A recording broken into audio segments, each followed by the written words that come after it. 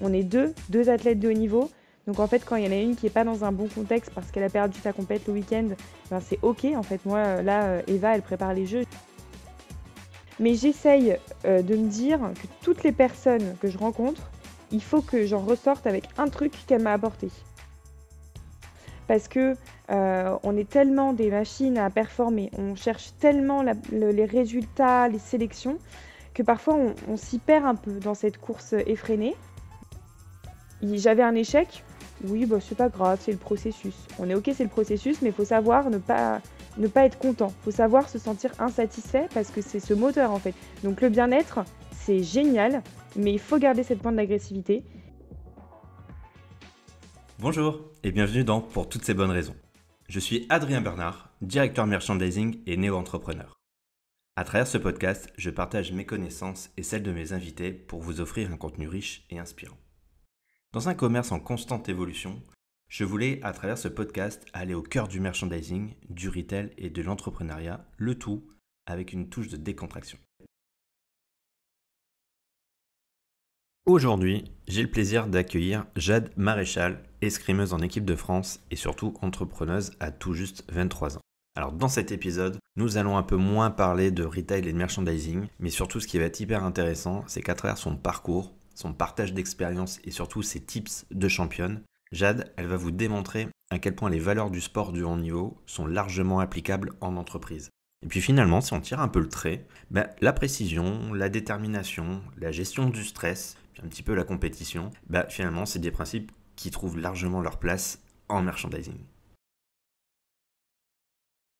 Bon, en tout cas, Jade, moi je suis ravi de t'accueillir sur mon podcast pour toutes ces bonnes raisons. Alors, comme on se l'est dit un peu en off, le podcast est assez orienté retail et grande distribution, mais j'aime bien l'agrémenter avec des portraits d'entrepreneuses et aussi sportives, ce qui est ton cas. Et je trouve hyper intéressant de te donner la parole et puis qu'on puisse revenir là-dessus. Voilà, donc encore une fois, je suis enchanté, bienvenue et encore merci pour ta participation. C'est vraiment un grand plaisir d'être là et de pouvoir échanger sur nos deux mondes et le parallèle qu'il y a entre le monde de l'entreprise et le monde du sport. Bon, en tout cas, moi j'ai trois grandes parties à voir avec toi. La première, c'est revenir un peu sur ton parcours, à la fois pro et sportif. Le deuxième, c'est, alors je l'avais nommé un peu croiser le mindset de sportive et le mindset en entreprise, et c'est ce qu'on se disait là, hein, c'est comment on arrive à croiser les deux. Puis une troisième partie pour aller un peu plus loin, puis te poser des questions un peu plus discrètes. Voilà.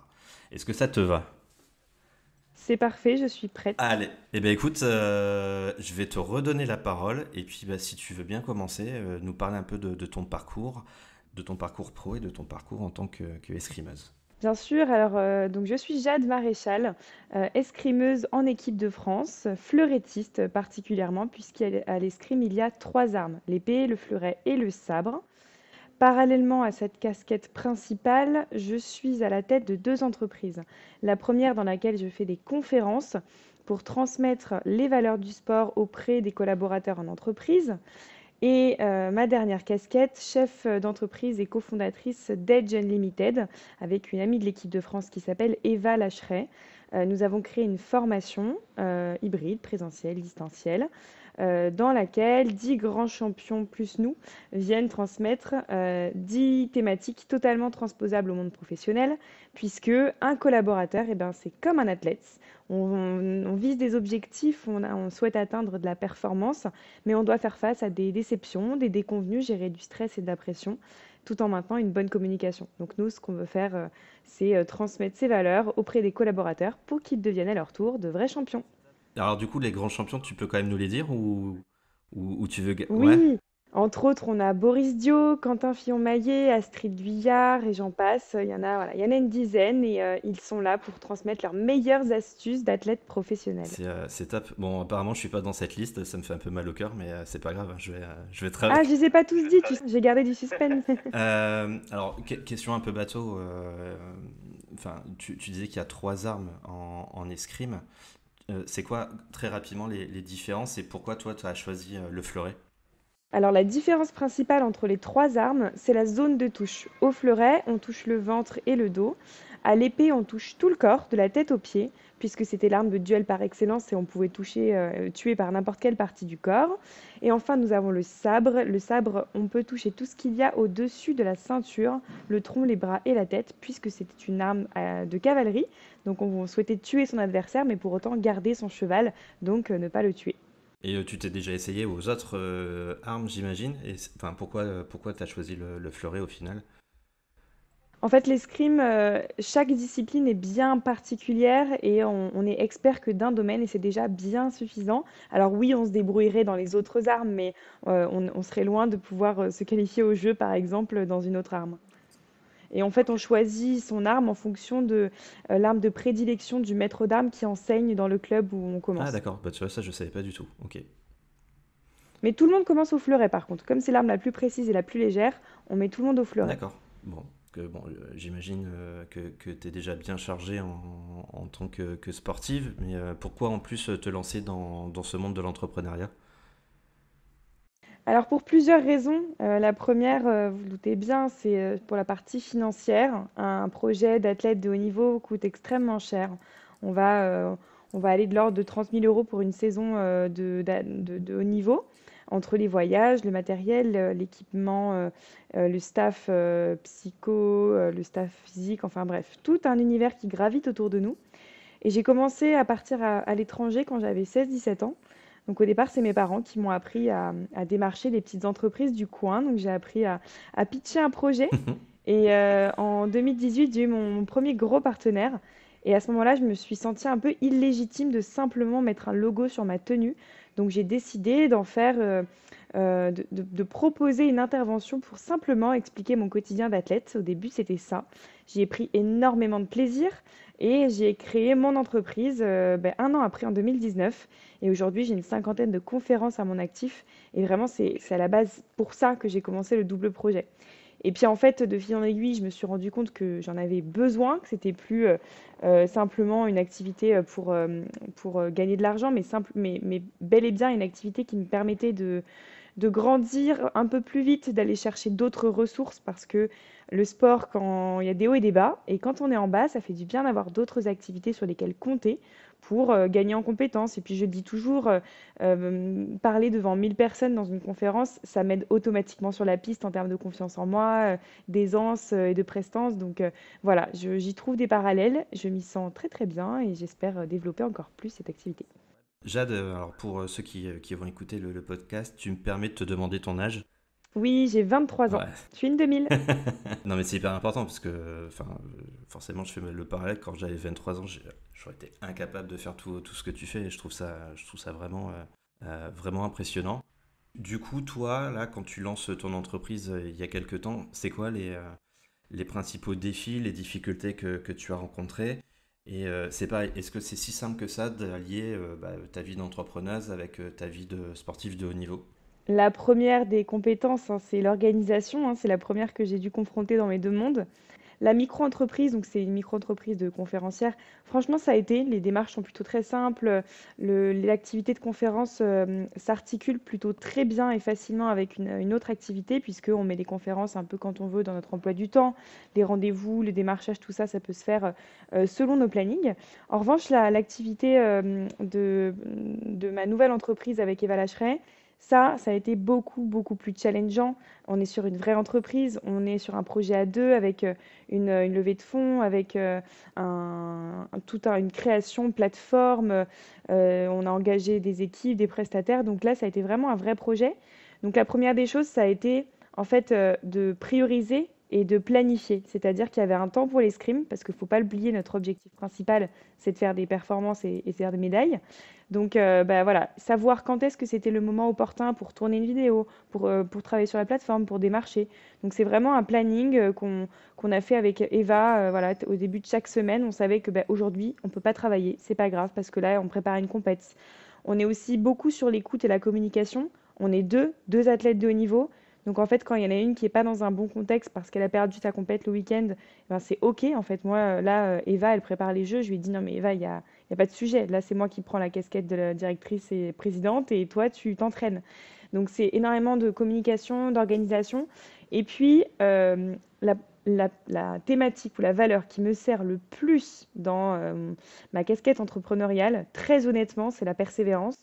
Parce que surtout dans l'activité de démarchage, qui est pour moi l'activité la plus compliquée quand on lance une boîte, ben voilà, savoir que c'est OK de démarcher et de prendre un certain nombre de refus, parce que ça fait partie du processus. Trust the process, on dit dans le sport, et dans l'entreprise, c'est tellement vrai. En fait, moi, je prends vachement de recul. Quelqu'un donne pas suite à un rendez-vous, ben, en fait, c'est pas grave, je le relance, il n'y a pas de souci, mais je vais pas me sentir attaquée ou personnellement, déjà parce que j'ai d'autres activités à côté, donc ça permet de relativiser, et puis aussi parce que je sais très bien qu'il n'y a pas de réussite sans dépassement de limites, sans prise de risque et sans persévérance. Bon, alors avant de glisser sur la vie en entreprise et le mindset de sportif, c'est facile du coup de travailler avec Eva, parce que j'imagine vous êtes aussi vous êtes amis aussi à côté. C'est simple de bosser comme ça en binôme. Oui, alors on a pas mal de casquettes en commun. Effectivement, on est coéquipières en équipe de France. On loge dans le même endroit qu'est l'INSEP, l'Institut national du sport à Paris. Donc ça fait que, pareil, je dirais qu'il y a des temps pour tout. Il y a des fois où, comme dans le sport, en fait, mon sport a la particularité d'avoir une compétition individuelle et le lendemain par équipe. Ça veut dire qu'on peut être à la fois adversaire et 24 heures après devoir faire équipe pour atteindre un même objectif.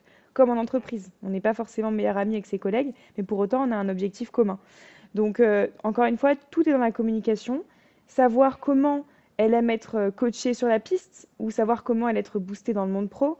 Eva, je me souviens toujours qu'on a eu une discussion où elle m'a dit un jour, bah, moi, en fait, je préfère que tu me laisses dans ma bulle, pas forcément que tu m'encourages avec toute ta voix sur une piste. Ben, elle est un peu pareil dans le monde professionnel, donc je ne vais pas aller la booster, la brusquer, alors qu'elle est très efficace quand elle est dans sa bulle. Moi, au contraire, j'ai su lui dire, ben non, moi, Eva, faut qu'on se parle, faut que tu m'envoies des messages, que tu montres que tu es là, que tu me donnes ta voix et ton regard, parce que c'est comme ça que je me sens portée. Donc je pense que dans l'entreprise, c'est pareil. Il faut apprendre à savoir comment chacun fonctionne pour pouvoir s'adresser au mieux et engager au mieux ses collègues dans un objectif. Alors bah là du coup, si tu le veux bien, on va parler de ce rapprochement entre ces deux mondes.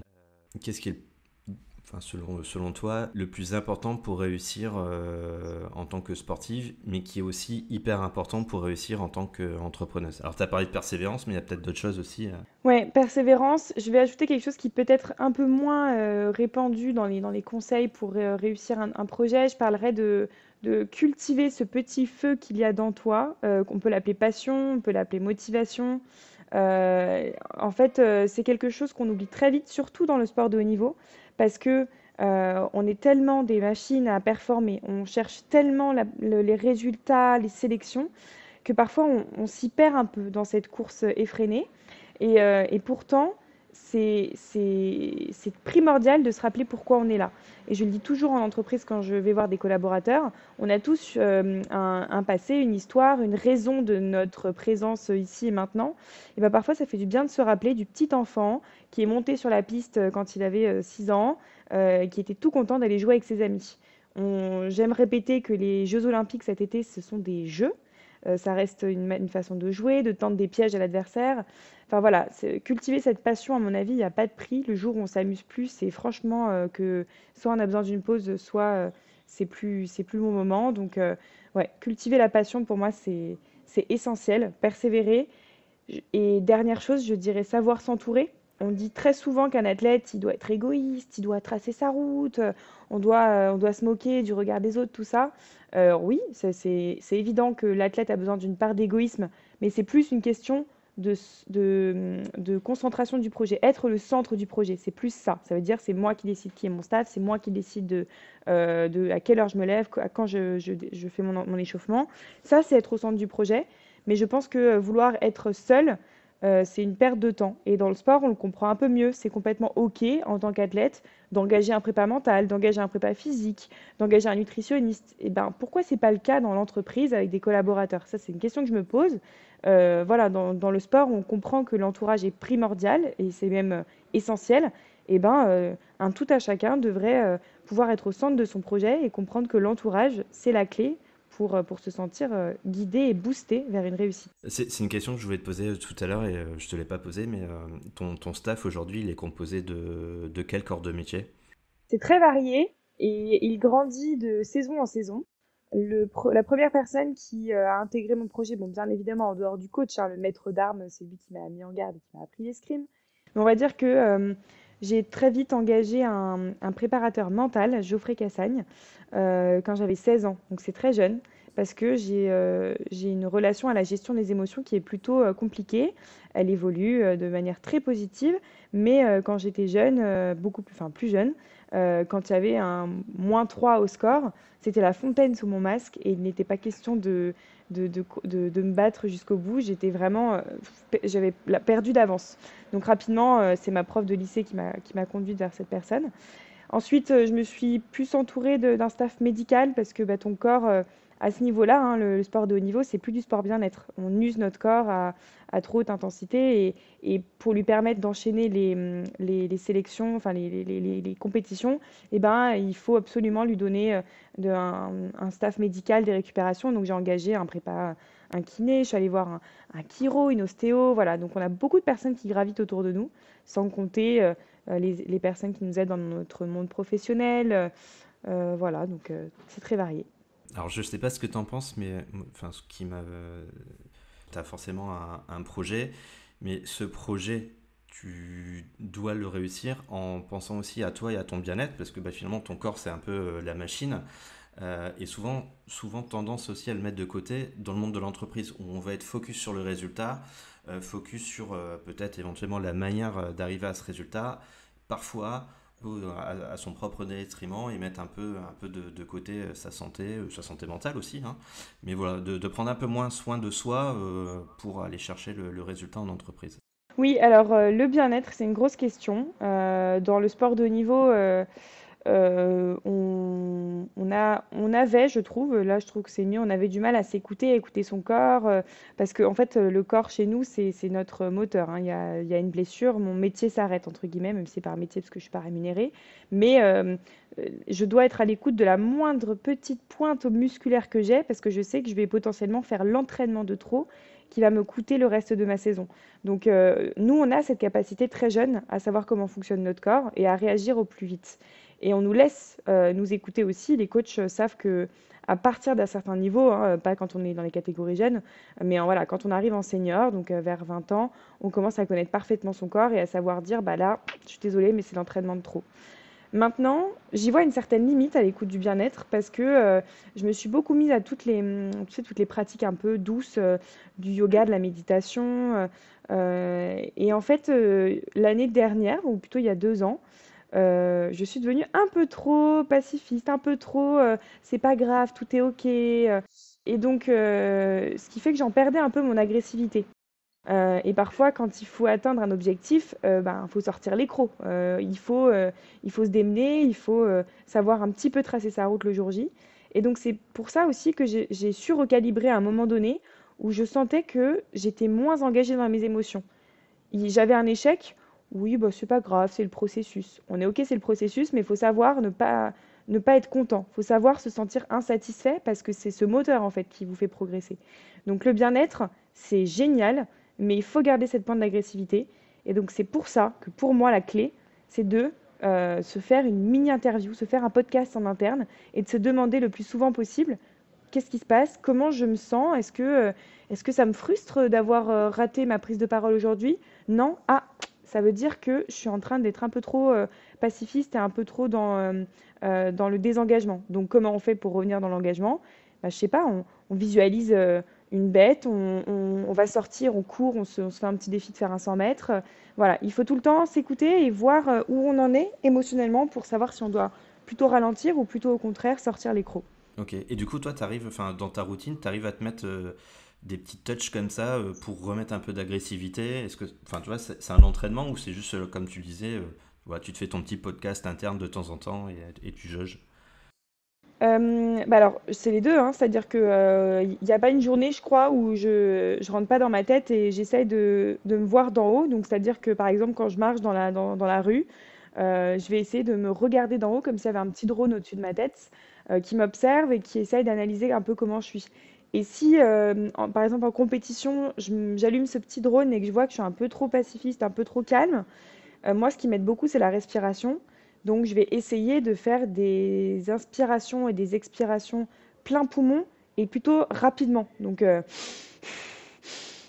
je sais pas si peut-être on m'entend, mais voilà, l'idée, ça va être d'activer parce que la respiration, en fait, c'est elle, c'est un outil hyper performant qui va conditionner votre corps et votre cerveau au moment donné. Si vous avez envie d'être plus calme, bah, la respiration, c'est la clé. Bah, c'est pareil pour être un peu plus agressif et excité. Je trouvais ça hyper intéressant ce que tu disais juste avant. Enfin, tu vois, le bien-être c'est important, mais il faut remettre un peu d'agressivité. Et ensuite, tu parlais d'écouter ton corps, d'écouter ta machine. Et quand tu disais ça, moi, je faisais le parallèle à moi, forcément, où finalement, tu vois, je vais attaquer ma saison en entreprise au mois de septembre. Je vais être pleine balle parce que j'ai pris un peu le soleil.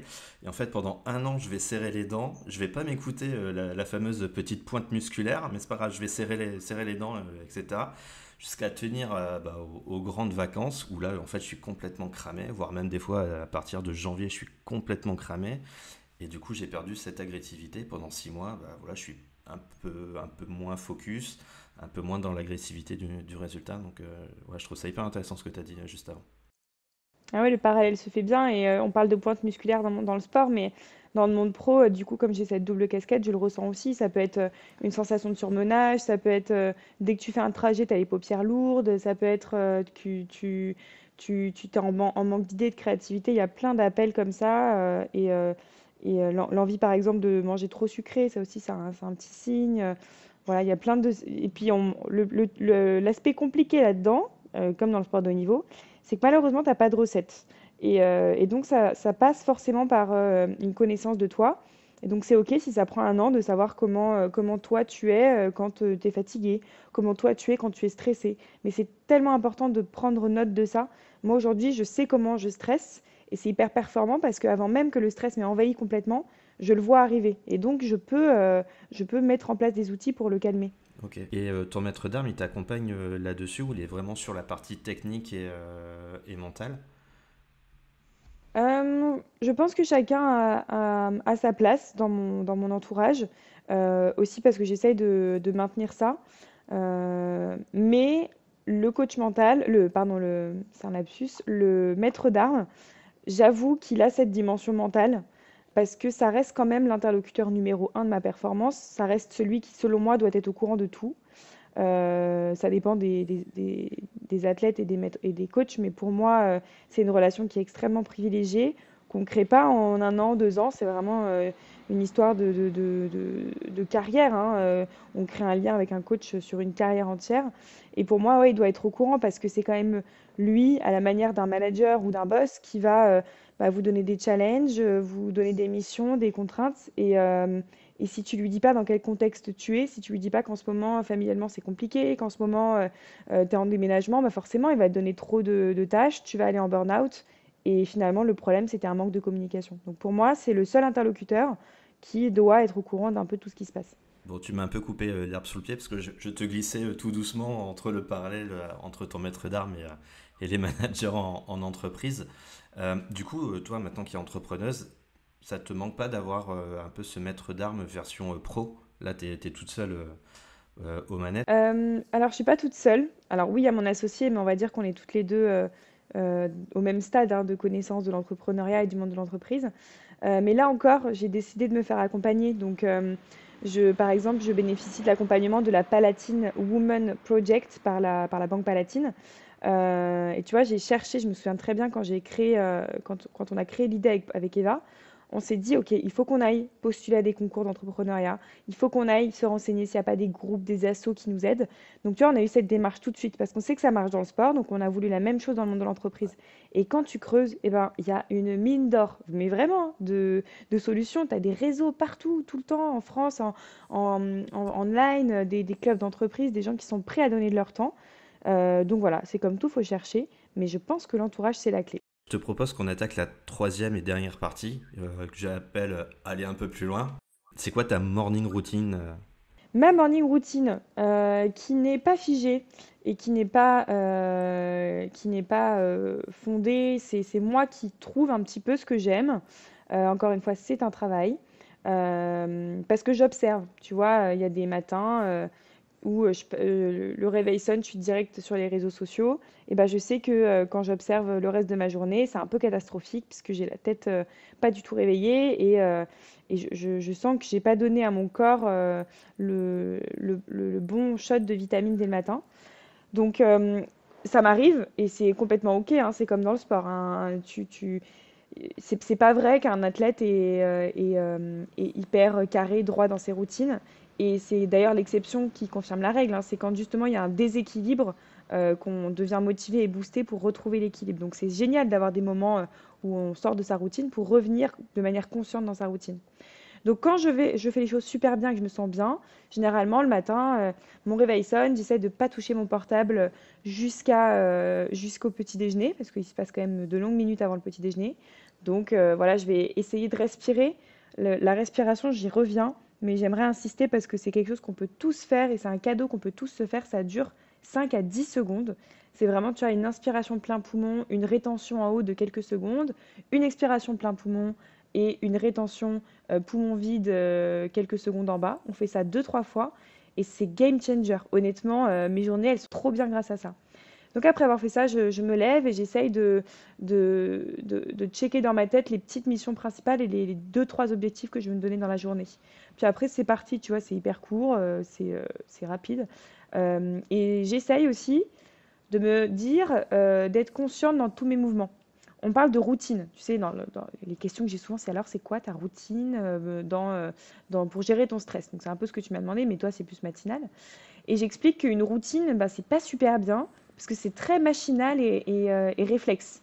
Ce qui veut dire qu'on fait les choses sans réfléchir, et on les fait machinalement parce qu'on a dit, voilà, le café, c'est tout le temps dans cette tasse, j'utilise cette capsule, je la pose à tel endroit. Ce qui fait que pour le cerveau, ça ne sert à rien. C'est une habitude, oui, c'est une habitude un peu toquée. Alors que si on dit, OK, tout ce que je vais faire ce matin jusqu'à sortir de ma maison, je le fais avec conscience. C'est-à-dire, je prends mon café, je sens le café, je regarde vraiment dans ma bouche si c'est plutôt chaud, un peu tiède, très froid. Bah ça, c'est génial parce que ça éveille tes sens, ça stimule ton cerveau et tes neurones et ça te rend plus performant en faisant simplement de la méditation active, on va dire. C'est ça la méditation, c'est être à 100% dans ses cinq sens. C'est hyper intéressant. Comment tu t'inspires un peu, pas au quotidien, mais comment tu fais aussi travailler ta curiosité, ton cerveau? Est-ce que tu écoutes des podcasts? Est-ce que tu lis beaucoup? Enfin, comment tu t'ouvres et tu t'aères l'esprit? Alors les podcasts, je suis une très grosse consommatrice de ce média parce que je trouve que c'est disponible partout tout le temps. Moi qui voyage beaucoup, c'est aussi pratique. Mais là encore, les podcasts, bah, c'est à toi de chercher hein, parce que c'est important d'ouvrir ta curiosité. Donc ça m'arrive de chercher des mots-clés. J'ai un petit carnet, je note tout. Et parfois, il y a un sujet qui me parle. Je vais dans la rue, je vois un nom, un mot que je connais pas, je le note et je vais me renseigner. Donc ça, c'est aussi mon petit boulot de veille constante, on va dire. Et sinon, j'essaye Alors, le réseau, c'est très important pour mes conférences, notre formation et le sport. Mais j'essaye de me dire que toutes les personnes que je rencontre, il faut que j'en ressorte avec un truc qu'elle m'a apporté. Et parfois, Dieu sait si dans les cocktails un peu mondains, parfois tu as toujours ce bonhomme qui te tient un peu la cheville, la jambe, pardon, qui te tient la jambe et qui te raconte sa vie, la vie de tes enfants, tout ça. Et bah même dans ces moments-là où j'aurais envie de m'éclipser, mais j'arrive pas tellement, je me dis non, Jade, trouve quelque chose là qui t'apporte. Et t'en trouves toujours un. Ça peut être, il t'apprend un sport, il te donne un contact, il te donne un aperçu sur ta prestation que tu viens de faire. Enfin voilà. Et ce qui fait que j'ai l'impression de toujours ressortir gagnante de mes journées. Alors même que si j'avais pas observé ça, je me dirais, oh là là, t'as passé 3 heures encore là-bas. Bah ouais, mais c'est encore une fois, c'est avec quelles lunettes tu regardes tes journées, avec quelles lunettes tu regardes ta vie et tu peux décider de voir du positif partout. Je profite de t'avoir avec moi, tu vois. J'ai fait du tennis de table pendant très longtemps à moyen bon niveau et maintenant je fais du squash. Alors tu vois, j'ai un gros souci, c'est que en fait à un moment donné je décroche. Milieu, fin de set, je décroche et ensuite je me remets dedans, mais pendant ce temps-là, bah, j'ai déjà perdu 4 à 5 points. Comment tu fais toi pour rester focus et pas perdre en niveau de concentration pendant un match? Et ben, le décrochage, c'est déjà trop tard. C'est comme boire quand on a soif, c'est trop tard. Donc ça, c'est une endurance de lucidité. On a tous ce problème hein, dans le monde pro ou dans le sport. Et bien, encore une fois, c'est une écoute. Donc dans le match, par exemple, si on parle sport, mes matchs à moi, ça dure 15 touches. 15 touches, c'est très long. Alors, vous savez peut-être pas ce que ça fait, mais c'est très long. Et effectivement, bah, comme toi, j'ai des sauts de concentration notamment sur la moitié et les trois quarts du match, parce que c'est un moment un peu de flottement où le match n'est pas encore terminé, j'ai donné beaucoup d'efforts, le score il est peut-être pas serré. Quand c'est serré, généralement, on reste un peu accroché. Mais en fait, j'essaye de repérer, encore une fois, une petite radio interne de mon état d'engagement. Et parfois sur la piste, eh ben, je me sens lente, ou je me sens pas réactive, ou je me sens lourde, ou bien ça peut être aussi une pensée qui n'a rien à voir avec l'escrime qui arrive. Là, pour moi, tout ça, c'est des signes d'alerte. Si là, quand tu fais du squash, tu te dis attends, j'ai rendez-vous avec qui demain à 9h, bah là, ça veut dire que tu es en train de sortir. Et c'est pas trop tard, c'est peut-être le moment de couper. Donc, nous, dans le sport, on est des spécialistes de la coupure de match, hein. Voilà, au foot, vous avez très bien l'image en tête, mais dans mon sport, c'est pareil. J'ai des cheveux longs, bah, quand je vois que ça m'arrive, je lève la main et je dis à l'arbitre, est-ce que je peux refaire ma queue de cheval? Il me laisse la refaire. Et là, c'est un moment, il faut pas perdre de temps. C'est-à-dire que c'est pas parce que tu as réussi à avoir ta pause que c'est gagné. Là, c'est le moment de revenir à l'instant présent. Comment tu fais? Et bien, encore une fois, tu te connectes à tes sensations.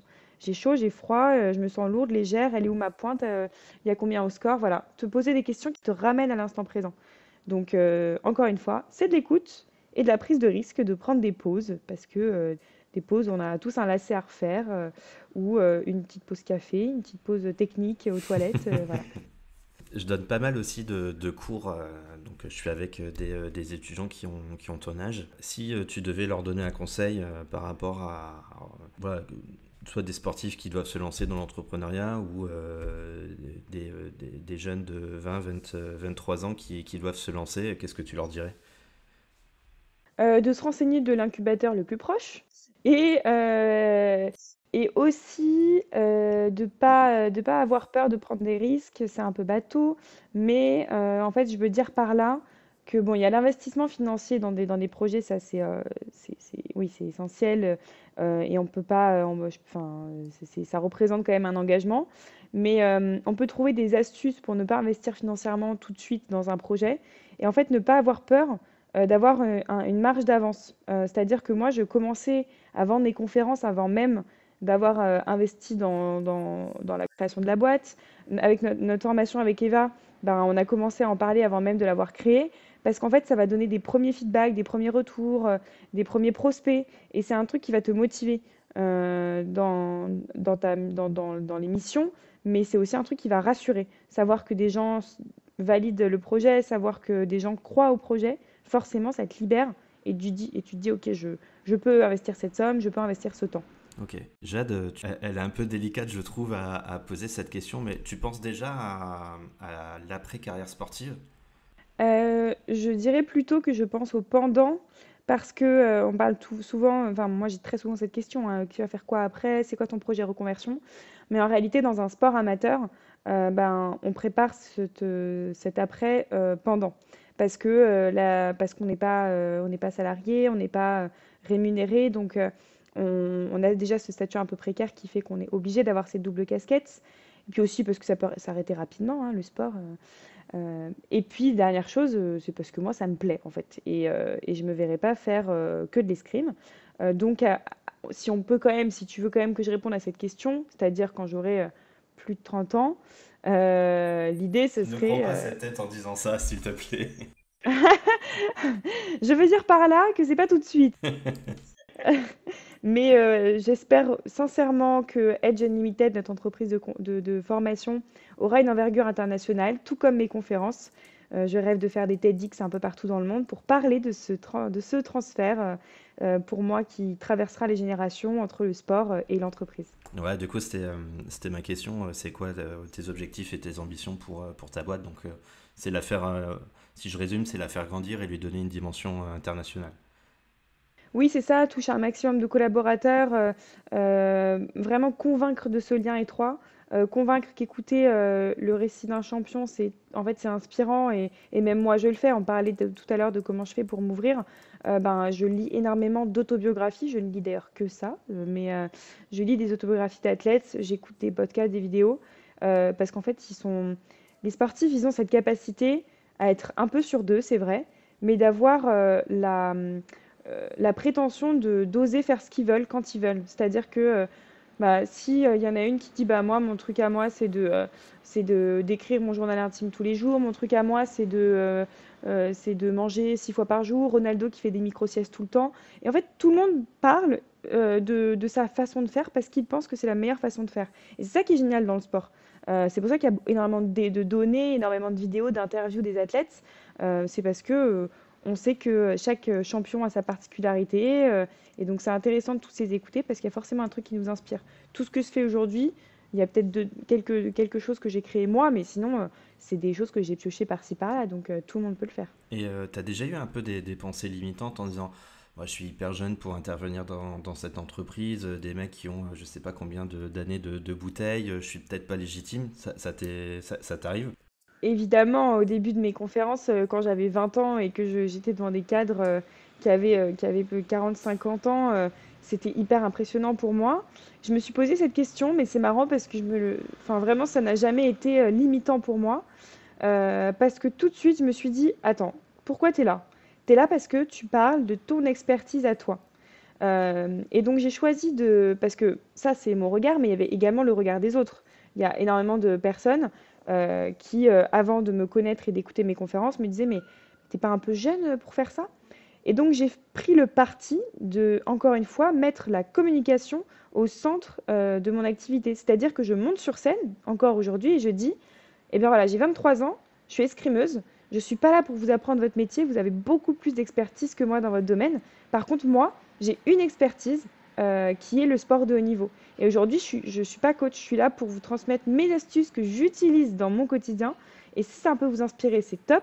Si ça peut vous donner des idées, c'est génial. Mais voilà, je vous amène mon expertise. Et du coup, j'exprime pourquoi je suis là et tout de suite, la conversation se fait facilement. On arrive quasiment à la fin du podcast. Je vais te poser une dernière question avant de faire la conclusion avec toi. Je vais tenter un truc que j'ai pas fait sur les autres, parce qu'on n'a pas trop parlé grande distribution, retail, etc. Toi, c'est quoi ton magasin préféré, là où tu aimes bien un peu faire tes achats plaisir? J'aime les magasins dans lesquels je peux rester longtemps et qui m'emmènent dans un univers.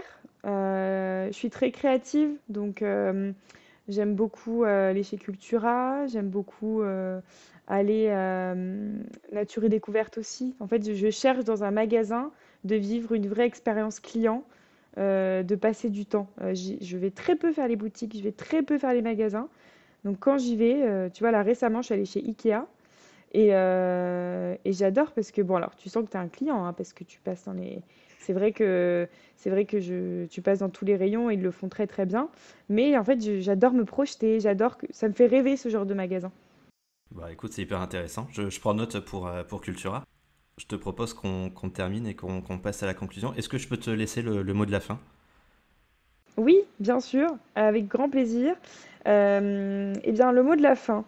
Le mot de la fin, en ce moment, j'aurais envie de dire deux choses qu'on a déjà dites, mais c'est important de résumer. Cultiver la passion, donc animer ce petit feu qu'il y a en soi, et être ambitieux, ne pas écouter les autres qui vous freinent. Ça, c'est voilà, c'est un peu bateau.